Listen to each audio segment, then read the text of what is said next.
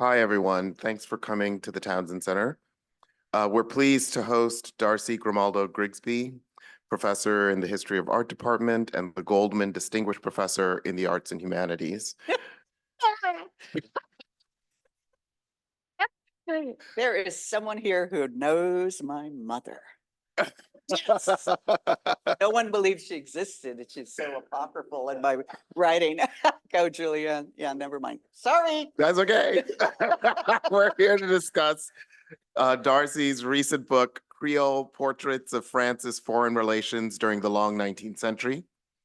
Creole formed the basis of a fantastic exhibition on display at BAMFA in spring of 2023, Alexandre Dumas' Afro, Blackness, Caricatured, Erased, and Back Again. The show was co-curated by Darcy and Vanessa Jackson, a PhD student in Berkeley's History of Art Department.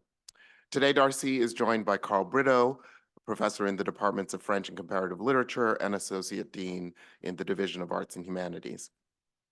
A few things on the calendar. Next Tuesday, February 27th, we'll be hosting a conversation between Doreen St. Felix and Hilton Alls, both staff writers at The New Yorker.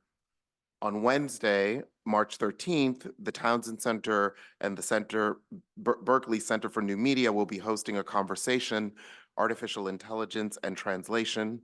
Kathy Park Hong of our English department, Hoyt Long, the University of Chicago, and Behrooz Gorbani of OpenAI will discuss how artificial intelligence has impacted literary translation. And our next book chat will be with Angela Hume, who teaches in the college writing programs. She'll be here to discuss her new book, Deep Care, the radical activist who provided abortions, defied the law, and fought to keep clinics open. And she'll be joined by Patrice Douglas of Gender and Women's Studies. That'll be February 28th. So Darcy and Carl, we're looking forward to your conversation, so I'll turn things over to you. Thank you, Stephen, and thanks everyone for coming. I'm really delighted to have this opportunity, Darcy, to talk with you a little bit about your book, Creole. Just to say a few words about the book, it takes as its starting point the complexity and indeterminacy of the term Creole, in particular in relationship to racialized identities. Creole, of course, as a term, has a kind of geographic aspect, right, to it, in the sense that the term was used initially to refer to children born in a place different from their parents. So by and large, children born in colonial contexts, for example, born to parents, well, actually not necessarily, but like different from the generation who might have been born, in this case, in France, right? So, Or Africa. Right, exactly, yeah. So there is an interesting way in which categories of racialization are complicated by this notion of the Creole, where both in terms of populations with origins in Africa, but also populations with origins in Europe, in France in particular, in the case of your book, are sort of fissured within themselves, right? And so you take as a starting point for the book as a whole this indeterminacy around the term Creole. And just, you know, I would insist a bit on the fact that, as you mentioned, and as I just mentioned, it's not a term that functions only in relation to Blackness. It's also a term that ends up splitting whiteness as a category, right? So you write in the first chapter, the introduction of the book, the paradox at the center of this book is this: the very capaciousness and inclusivity, or should we say lack of precision, of the term Creole engendered a perpetual searching on the part of Creole and French persons for visual signs of racial difference, as well as a perpetual denial of those signs, a pretense to blindness about the utter intermingling of races in Creole society. And then you go on to say that white Creoles also challenge whiteness because they split the unmarked category in two, and thereby brought it into visibility, right? So the way that you approach the question in your book, very importantly, and in really interesting ways, refuses to sort of isolate the Black body as the site in which these processes of differentiation and racialization are happening, right? Of course, the complexity and the indeterminacy around the notion of Creole and its uneasy relationship to its visibility or invisibility becomes a challenge and or maybe interesting problem for painters who are attempting to represent what is clearly perceived to be a kind of Creole difference that may or may not be readily visible, right? And so a lot of what you write about in the book is this paired compulsion on the one hand to locate race in the signs of the body, on the other hand, the willful refusal, the blindness to racial intermingling, and on the level of the paintings, a lot of what you write about is the materiality of paint, the way that these painters are using color, the way that they're using line, and the ways in which all of these things can bring us to question, as they surely did, and the viewers of the paintings at the time surely did, the sort of givenness or apparent givenness of the relationship between the visual and color in particular, and a certain kind of racial significance, right, or racial meaning. So I think that, you know, some of the things that we might talk about might include some of those maybe material or technical aspects of the paintings that you write about in relationship to the category of Creole or the multiple categories of Creole. I think, you know, you also have a lot of really interesting kind of historical grounding in the practices of these painters, but also the labor of the models that they were working with and the ways in which those models, in some cases, were posed in the studio, and you might get into this a bit in relationship to that Chassériau image of Joseph, right? The relationship between the quite difficult physical labor of these Creole subjects in the painter's studios, the subjects who were serving as models, right? Where people were, you know, literally put into these contraptions involving ropes and pulleys and boxes in order to come up with poses that reflected a certain imagination of movement or flight in certain cases, right? And I think that tension between the desire to represent certain forms of movement and the difficulty of maintaining a body in stillness or representing in a single image these forms of imagined movement is another really, I found really interesting aspect of the book. And I was wondering if we could call up the caricature. I wanted to just briefly, there's a whole fabulous chapter in the book on Dumas that's linked to the exhibition that Stephen just mentioned. And I was just going to cheat a little bit and read you a quick passage from something that I wrote up from an earlier conversation that I had with Darcy about that chapter in particular of the book. This is a caricature that appeared in the mid-19th century, and it shows Dumas, as you can see here, what could we even say? Manipulating a very peculiar object. So I will just quickly read this passage to you. So what Darcy's work on Dumas brings into sharp focus is the extent to which racial anxieties played into the particular ways that 19th century critics and caricaturists sought to represent Dumas' incredible productivity as a kind of aberration, a reversal of the supposedly natural order of things in which writing should properly be the domain of whiteness. Of all the images in the Dumas chapter, this is the one that I found the most peculiar. It's an anonymous caricature. It depicts Dumas writing an installment of a serial novel or feuilleton, or actually not really sort of writing, actually really controlling a row of disembodied white hands that seem to be doing the actual writing. And the caricature appeared in 1845, which was the same year as a really virulently racist and libelous tract by Eugène de Mirecourt called Factory of Novels, Alexandre Dumas and Company. And as Darcy writes in the book, Mirecourt really denounced Dumas for turning writing into a modern factory production and for maintaining his extraordinary level of productivity by exploiting the uncredited ghostwriters who in this, imagining were perceived to be white, right? So I'm just going to read a very, very quick bit of Darcy's brilliant reading of this image. She says, Le Charivaris cartoon hones in on Mirecourt's accusation by likening Dumas's writing to factory production dependent on the labor of others.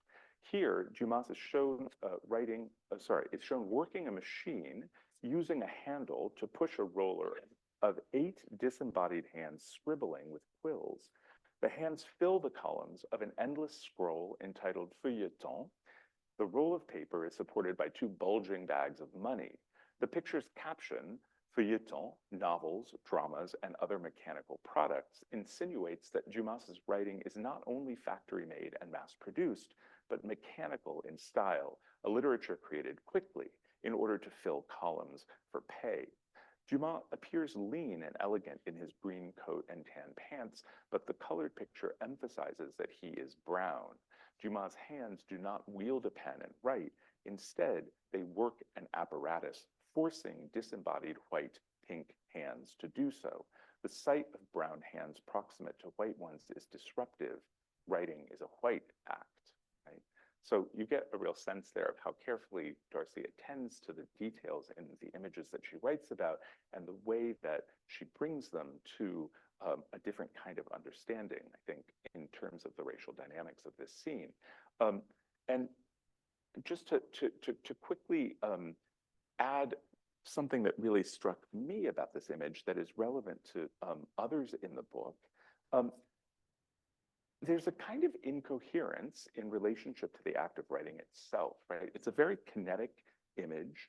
The tilt of Dumas's body, the propulsive force of his arms, the speed registered in his blowing coattails, all of these elements underscore a sense that he is, as Darcy describes it, pushing this roller of disembodied hands, in which case the hands themselves would seem to be writing backwards, right, in relation to the words on the scroll.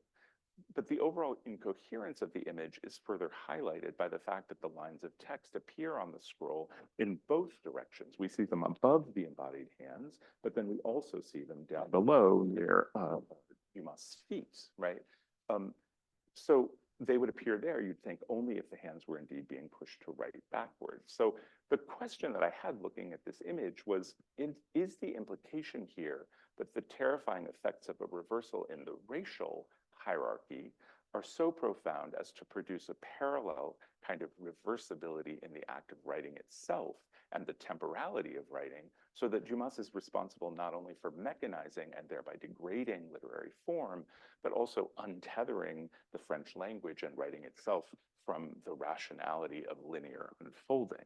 And at the time, I thought that I was being sort of my usual over-reading and, like tiré par les cheveux, as one says in French, self. But then, as I read the rest of your book, there were so many images that came up that involved this kind of incoherence around time and temporality and the possibility of multiple temporal moments being represented in the same two-dimensional still image, specifically as these kinds of incoherences may or may not relate to anxieties around racial categories. And so I'm hoping that we might be able to look at some of the other images where this kind of weird effect comes to the fore. I'm going to stop there and let you respond to any of that or talk about some of the images. Well, first, let me thank you, Carl. I just love talking with you, so thank you for doing this. And it was a hefty book to have to read for this. So thank you again. I notice, and I don't mean to embarrass you, but I am going to embarrass you, Oh, dear. that you're not speaking to the fact that ghostwriters were called nègres in France. And they were called nègres up till the 1970s, when finally a Black association called them on it, and they're now called borrowed pens.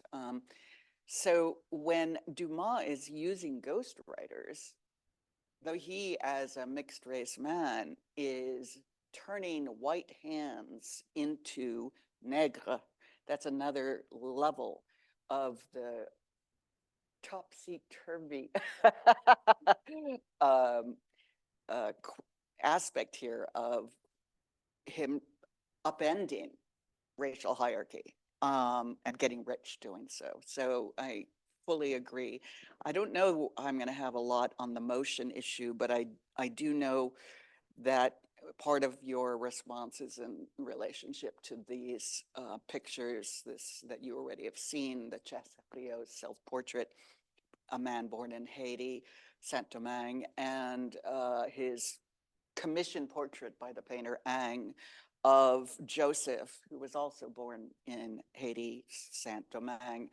And here's this white master that is canonical, Ingres, and he puts these two Creoles in a room and commissions this painting down to Adah hand with a in a fist, Adah hand that's open. So yes, my main argument here was the incredible stasis that has to be achieved to describe motion in the space of the studio. He's supposed to be representing for Ingres, but Ingres doesn't share it with the painter nor the model. He's going to represent the devil.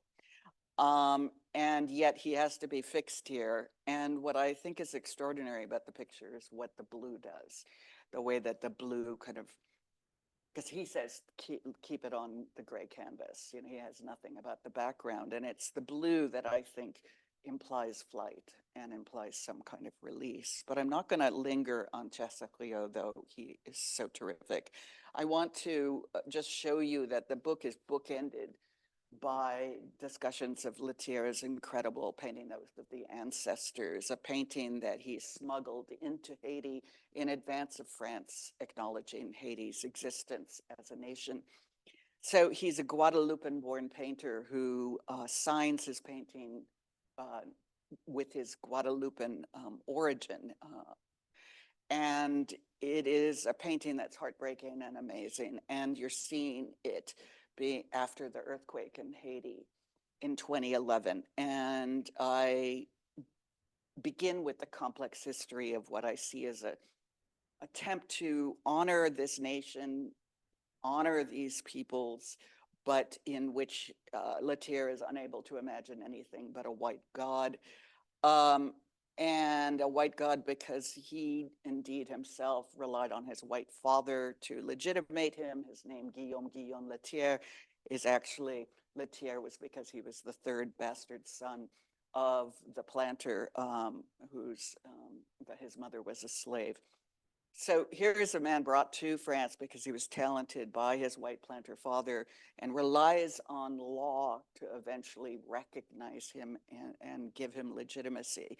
And I think he's very aware of that question of legitimation that's required by the disempowered, by the disenfranchised, by those who have been subjected. And so the painting, I think, enacts this kind of double play of wishing the God, the father figure, as France would acknowledge the nation of Haiti, and also his own sense that he needs to be acknowledged by his own father. It's amazing it survived the earthquake. And I need to announce to you that the Clark has launched a Lethière show that will go to the Louvre. And it opens on my 69th birthday next November 14th. And everyone's invited. Come on by. I'm so delighted because I tried to see the Oath of the Ancestors in Haiti when we were there and couldn't get into the presidential palace. So I've never seen it, but I talk about it at great length. I wonder if I could just, if we could go back Mm. to the image quickly. I think that this image too is one that, in the way that you write about it, part of what comes to light is that there is a certain kind of narrative here, right? And again, it's one of these still images that encodes within it all of these different moments, right? So Right. you have, as you write about this, you have the chains that are at the bottom of the painting. You have, I guess it's not super visible here, but there's an invocation, right, of law and It's on the force, stele, yeah, it's right? hard to see here. And you have in the background, right, the scenes of battle, right? Right. And then the kind of resolution through law. Yeah, But of course, as you write, all of that then is kind of subsumed by the whiteness of this transcendent godlike God, God, He's so godlike, figure. that God, yeah, That yeah. God figure at the top of the painting, right? Yeah. So it's Yeah. like it's as if it were telling the history of Haiti, but then resolving into this kind of blinding whiteness at the top of the painting that you write about. So I love effectively, working on right? something for so long. I first published on this in 2002, I think. And I love working on it so long that I learn more and more. I think of Deborah Silverman, a historian at UCLA, I believe, who wrote on Art Nouveau and then had to go back and write a whole nother set of books, realizing how much Art Nouveau was bound up with the Belgian Congo. My reading of this painting was very much about White the God, the narrative I just offered you. But what I've come to learn since is that the Haitians were most discomfited, not by White God the Father, but by the questionable status of the Black General Dessalines, who was known for his violence, and who the mulatto elite, the mixed race elite in Haiti, had real ambivalence about and buried him quite a bit in imagery. So this doesn't end up in the palace initially. It's sent off to a cathedral. And it's a way that Lethière, being the Guadeloupean who's lived in France all that time, didn't know on the ground what the racial politics were in Haiti, and that Dessalines was such a charged figure. I mean, he shows the difference between the Republican and the monarchical opulence of the north, the south and the north of Haiti. Anyway, Haiti is everywhere undergirding the book. This is just Chassériau's sisters. I find it one of the most astonishing and incredible paintings. So strange in its uncanny doubling. But I point out that this sister, Adele, his older sister, was born in Saint-Domingue, while his younger sister was born in France. And I've come to see the kinds of terminology and also pictorial devices that were used to distinguish people who might be called white. The Adele one of the words used for white Creoles was that they were sallow, right? And that they were pale. They didn't have a fresh complexion. They couldn't have their cheeks become rosy. And the difference between these two sisters is subtle, but I think it's absolutely partly determined by what's considered that difference.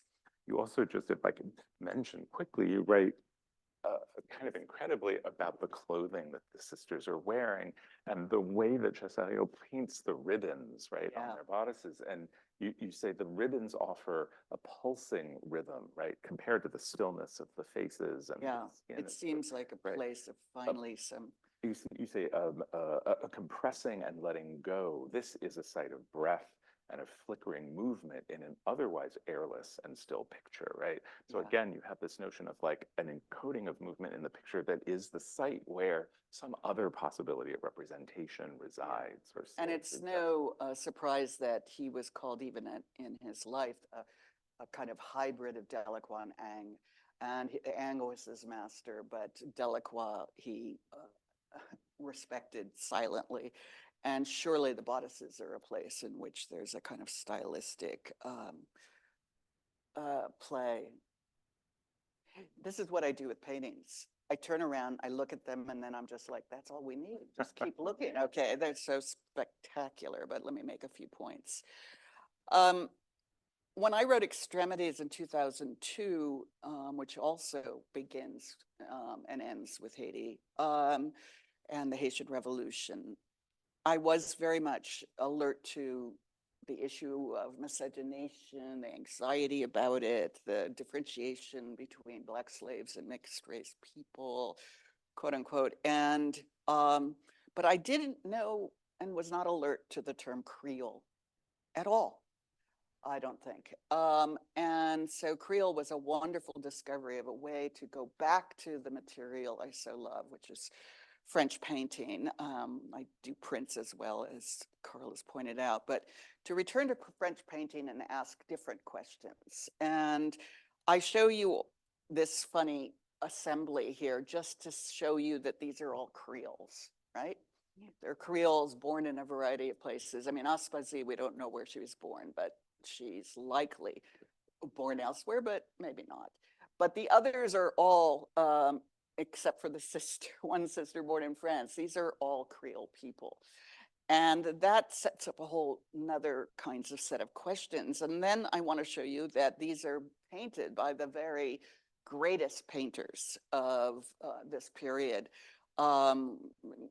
where we're seeing Lethière, we're seeing the model Joseph, we're seeing the painter Benjamin Roland, we're seeing Chassériau's self-portrait, we're seeing Millet's Le Comte de Lille, Adam, we're seeing Madame Hamelin, Josephine Bonaparte, Aspazi, the sisters Jeanne Duval, and Degas' cousin Estelle.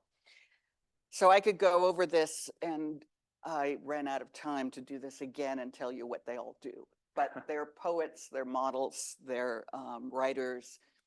They're at every end of the spectrum of making into art the human body. But I thought, and we don't have much time, I thought I would quickly turn to Degas because he's so beloved and he is so splendid, and introduce you to his time in New Orleans, which is also a chapter in the books. There's a chapter as well on the execution of Maximilian by Manet and the history of Mexico. There's many ways I could have gone, but here we are looking at Estelle when she has fled the Civil War in New Orleans and is visiting in exile, essentially, her cousin, Edgar Degas, and she's already going blind in one eye. And that technique of sort of showing a black opacity in the far eye there is a device he's using for turning blind, because he does it to himself as well. She was going blind in that eye, he was going blind in this, simultaneously. She will go almost entirely blind, thankfully. No, not thanks. Whatever. We're fortunate because of loving Degas' work that he keeps his eyesight for longer, although it's difficult. And Degas is very identified with Estelle, his cousin Estelle, in New Orleans. New Orleans is where his mother, Creole mother, was born. This is her family. He has taken a big ship voyage to get to New Orleans, and he paints Estelle again and again. But one of the things that's seldom discussed is that he arrives. That's not me, is it? Better not be. He arrives in New Orleans. He stays there for about 5-6 months, and he arrives, and Estelle is pregnant with a baby that he is told he will be the godfather to. And she delivers the baby while he's there. And so some of the pictures, she's pregnant, and some of the pictures are postpartum. And a work that had never been discussed in this world of pictures and around the issue of, as I say, who more than Degas would be absolutely thrilled by the opportunity to depict Estelle, his Creole cousin, in the shadowy interior of his uncle's home in New Orleans, pregnant and post-pregnancy, okay? And I think The Convalescent, which is at the Getty, is a superb picture. And I had hoped to read some to you, but I don't think we have time if I want to open it up for questions. But Carl particularly liked the my reading of this picture. I just don't think, again, I have time. But I do want to point out that there is a way that the issue of cotton and its enclosure by wood, but also the question of Black labor in producing cotton, all of that underpins his visit and his awareness of the strangeness of New Orleans. And he is superb. And there's cotton here as much as it's sheets and a night dress. And again, you see the far eye is like oddly mute. He leaves New Orleans saying, the Black world, I have not the time to explore it. There's some real treasures as regards drawing and color in these forests of ebony. He's very, very much refusing to take on the challenge of painting all the Black laborers, and he acts like it's because it's so bright outside. But there are so many laborers inside his uncle's house taking care of some 5, I think, children who are running around, and they're the laundresses, they're the people cooking, they're all around him, and he acts as though he can't quite get to it. But he does admit, I shall be very surprised to live among white people only in Paris, and that I love silhouettes so much, and these silhouettes walk. So he has fallen in love with the notion of a dark shape, right? But he's absolutely saying some other artist, maybe Manet, could make something of New Orleans, but I can't. And he goes home and he paints for the second Impressionist exhibition this amazing Blanchisseuse silhouette, which combines, right, the laundress, the bleaching, whitening laundress with the notion of the silhouette that he had identified with Black people wandering around the city, and surrounds these women with the sheer brilliance and stuff and painterly impasto that is white cotton as he paints it. And I think Blanchisseuse silhouette is as close as he comes to a willingness to depict Black labor, but of course it's a white laundress subjected to backlighting, right? Contre-jour. And he loves that. He uses the device of backlighting quite a bit. So in a way, we could say it's a kind of appropriation and denial at once. I think that's all we have time for me. Yeah, thank you, Darcy. I'll say just one thing really quickly, which is I think that's it's such an interesting example of what I mentioned at the beginning as a central concern of the book, which is the way that race and racialized bodies are all over these paintings, even when they're not actually present in the painting, right? Yeah. And there is an interesting way in which the painters are alternately just obsessed with representing or attempting to represent, and also obsessed with repressing those forms of representation. And I would just note in passing that another really striking aspect of the book is that you locate a similar dynamic of recognition and lack of recognition in the kind of history of art historical responses to many of these paintings as well, right? So blindness everywhere. You mentioned there's a whole chapter in the book that's on Manet's painting of the execution of Emperor Maximilian, and you note that, like, in all of the writing about this painting, no one ever mentions the fact that it's not actually Maximilian who's killed in the painting, right? The dark Mahia. Exactly. And just, Indio. that displacing of the violence of that moment onto the dark figure, right? And where Maximilian's white face is just as placid as could be, is something that you write about at great length, but has apparently never been remarked upon, which is kind of astonishing. Yeah. So we do have a good 15 minutes or so for some questions from the audience. And I think there's a microphone here. So would anyone like to jump in?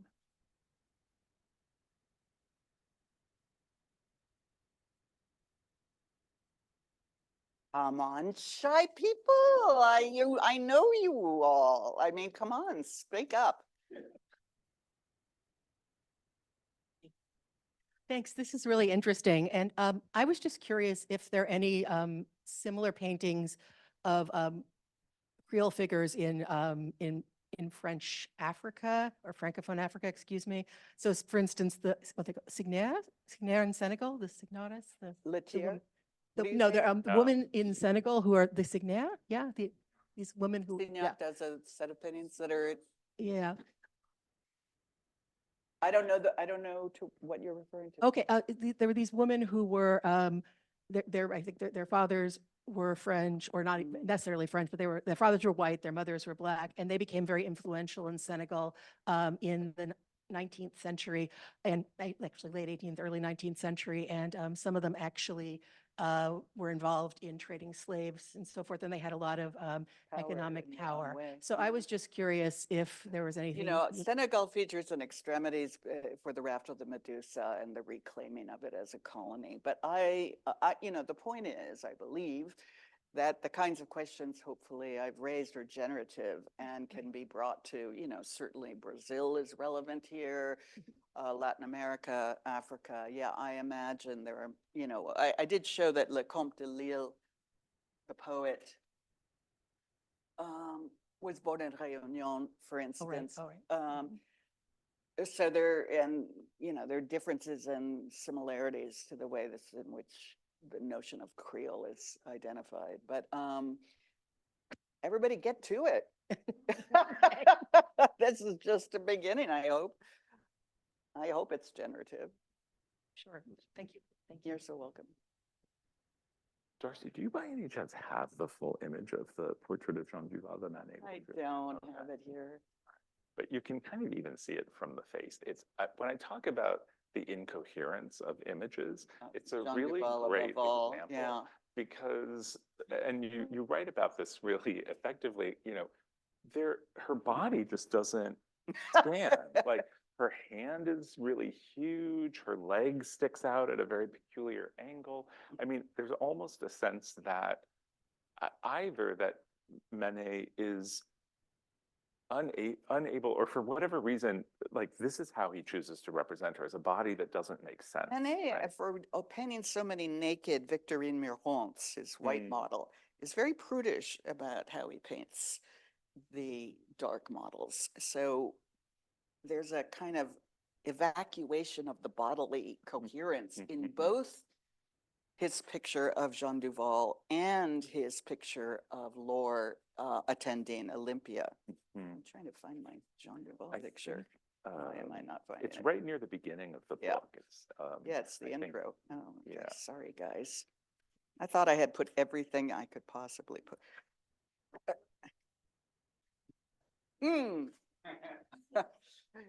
Manet's extraordinary portrait of Jeanne Duval, Baudelaire's mistress, born in Saint-Domingue, born in Haiti. And, I just have so much fun describing it because it's so odd and disembodied in so many ways. I describe him as a kind of puppeteer in the way that he pulls out limbs that don't have ways that we can understand them as attached to bodies.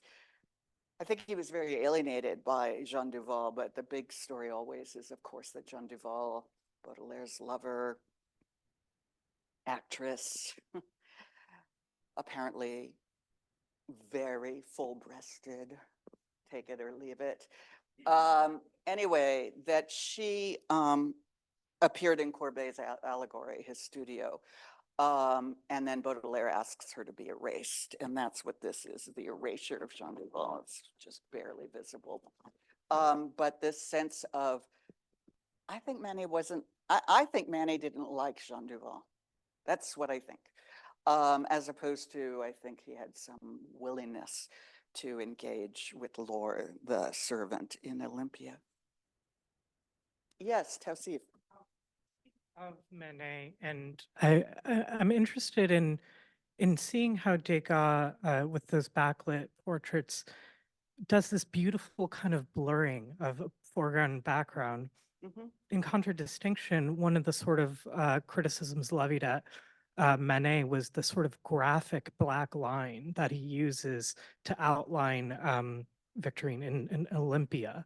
Yeah. And I'm wondering about that. Doesn't do it as much as the critics. No, say, yeah, but yeah, okay, go right, on. yeah. But if that sort of criticism is to sort of make Manet feel smaller because it's more of like a graphic artist, a cartoonist, what does that sort of say, I think, about Degas' skill in using that backlit in sort of blurring that sort of image of a white woman in who appears dark in Could the we have sort the of lights yeah down again?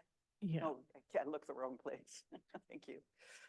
I guess there's something to me about that sort of finesse of being able to make these gradations between that background and the figure that seems somewhat related to the sort of accusations of harsh distinctions between black outline and white bodies. And it's not done with Laure's figure. Laure is actually also wonderfully modulated into the background of Olympia. So I wonder if you have something to say about that sort of this distinction as a matter of facture. Yeah, I don't know that I do, other than saying, has anything ever been more delicious?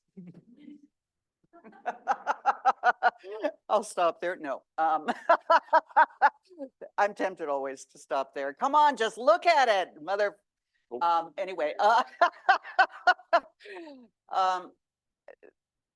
it is the imprecision of her face is very much eluding racial physiognomic typologies, right?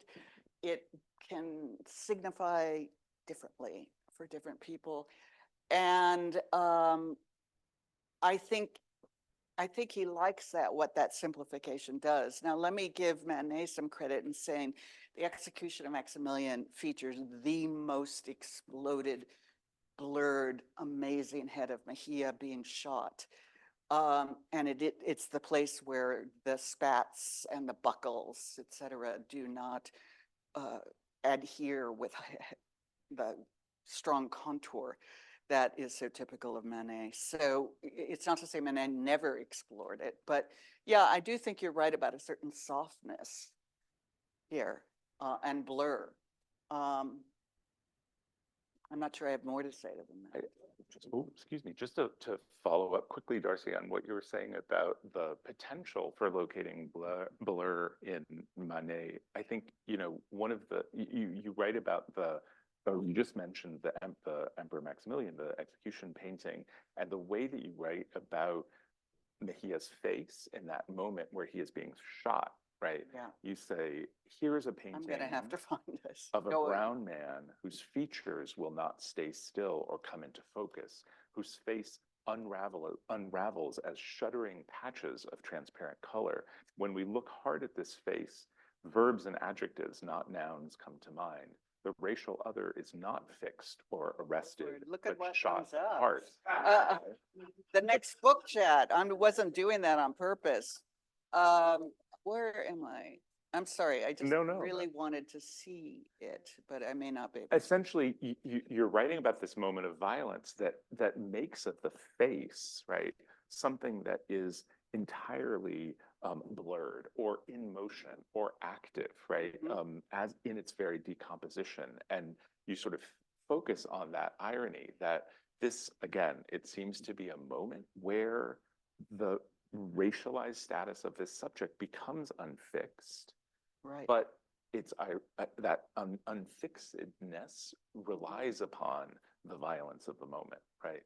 Yeah. I mean, it's a beautiful and troubling reading. And in terms of Olympia, I would also remind you, Darcy, about your own reading of the painting, which is all about the indeterminacy of the space between Laure and Victorine, right? So that you have Olympia and the maid very sharply drawn or painted, but in between, it's really you have to read the reading because it's just amazing. The maid's clothes, her dress, right, blurs into the backdrop of the couch against which Olympia is resting, so that you can't really distinctly tell the difference between the two figures. And I believe you even suggest that the brush strokes get a little bit genitalic. Oh, I don't yeah, know no, what the, yeah, I think you there know, is a kind of adjective clitoral would be. character Yeah. to what So- happens there. So in the you gap. you are sort of throughout in your readings of Manet attentive precisely to those very contrasting moments or spaces, I should say, in the paintings of a kind of blur or movement in contrast with the very, and you know, you also write about the way in which when we look at a Manet painting, our eyes are drawn to the finely demarcated, delineated, There, the kind of exactly, right, seduction of right. looking And at so- the wrong place, the question of our own political, ethical sense of betraying the victim of the violence by being distracted by the sheer beauty of Manet's typical skill at doing spats and buckles, etc. You are taken there, and when you are, you leave behind the scene of suffering. So Yeah. there's a kind of painterly mastery that allows for the forgetting that Mejia is the object of the violence and allows us to talk about it as if it were a painting that represented the moment of Maximilian's death, which Yeah, which right. it isn't. Even though Yeah. it so completely never was. We have a little bit more time for another question. Another question, anybody? Lawrence, you seem ready. Sure.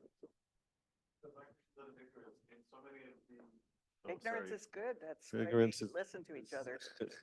The, Somebody I mean, knows it's something something. You had earlier slides of all the heads together. I mean, Mhm. most paintings had a monochromatic, relatively background. And again, the ignorance is I don't have a sense contextually of backgrounds not organized around Creolite, but it's so the simple question is I mean, you talked a bit about the blue background in the study of Joseph, but Yeah.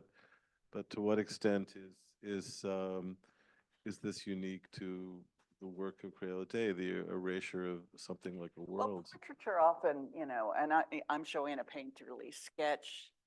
I don't consider this to be a book primarily about portraits. I mean, it's portraits of people, but it's not about the genre of portraiture per se. So some of these are excerpted from other circumstances, I guess not many, but in any case, the convention of sort of making a simple background so that you're not distracted is one that's, I think, sustained here. And I don't think it's specific to Creole, but it's specific to evoking whatever coloristic universe they're hoping to convey. I'm not sure I can say more than that. Again, some of these figures end up in paintings that are as complicated as the Oath of the Ancestors, for example. Lisa? Thanks so much. I have a really sort of boring technical question, but I'm quite curious about the analysis of color in the paintings, given that the 19th century is, the emergence of synthetic dyes and synthetic paints, and that those are used in a way that is often coded, depending on their origin, that the synthetic dyes are only used by certain artists for certain things, and that the colors that we see today are often so mediated, right, by the different ways that they deteriorate, the ways that they have been preserved or restored, and the ways that they may have been used to evoke origin in a way that's effaced for us. And so I was just wondering if that's an aspect of your work and how you deal with it, because it seems quite difficult. I haven't dealt with color as chemistry in the way that there are now books on that. I am very aware, and I think I minimized any reference to Mummy Brown, which was the popularity of a brown that was literally about grinding up mummies, and very popular in Britain and France. And so the notion of flesh tone being constituted by flesh. Delacroix was the one that I could link closest to the use of Mummy Brown, but I didn't feel certain enough about it to make that statement. I guess I think the paintings are sort of rich enough in trying to be read that I don't need to say there's a coding that yellow is industrial. Industrial, it's an aniline versus the Indian yellow that's from cow piss who have eaten mango leaves, right? I mean, there's lots of ways color arrives as a colonial trade object on the palettes of these painters. But no, it isn't a place I go very much. There is sort of one way where it comes in the coda of the book, right? So having devoted a chapter to the painting of the ancestors, the painting of that Haiti, at the end, in the coda, Darcy writes about the damage to the painting in the earthquake, and then the restoration of the painting that was done in France.